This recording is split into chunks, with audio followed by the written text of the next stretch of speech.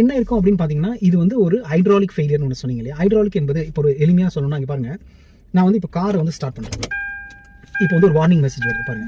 இந்த warning message பார்க்கும்போது நான் வந்து சீட் பெல்ட் போடல, லாக் ஆயிடுச்சு பாருங்க, ஆட்டோமேட்டிக் லாக் ஆயிடுச்சு. நான் சீட் பெல்ட் போடல, சீட் பெல்ட் போட்ட உடனே அந்த வார்னிங் மெசேஜ் அலர்ட் சிஸ்டம் அமைதியாயிடுது. இது வந்து ஒரு பேசிக்கான ஒரு எலக்ட்ரானிக் சிஸ்டம். இதனால வந்து நம்மளுக்கு வார்னிங் கொடுத்துருச்சு.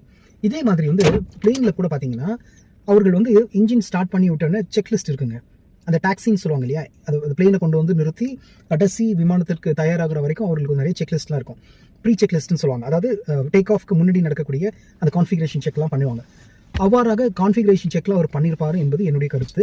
அப்போ வந்து இன்ஜின்லாம் கரெக்டாக இருந்திருக்குங்க. கான்ஃபிகரேஷன் டேக் ஆஃப் பண்ணும்பொழுதும் கூட கரெக்டாக இருந்திருக்குது. சிஸ்டம் வந்து எரர் காட்டலை. அதனால தான் அவர் இன்ஜின் ஸ்டார்ட் பண்ணி 200 மைல் வேகத்தில் ரன்வேல போயிட்டாரு. ஆனால் இங்கே என்ன வந்து விமானி வந்து என்ன நினைத்திருக்கலாம் மட்டும் சொல்கிறார், தவறு கிடையாது. நீங்கள் சொன்னீங்க இல்லையா, அந்த சைடில் வந்து அந்த சைடில் ஃப்ளாப்னு ஒன்று சொன்னீங்க இல்லையா, அந்த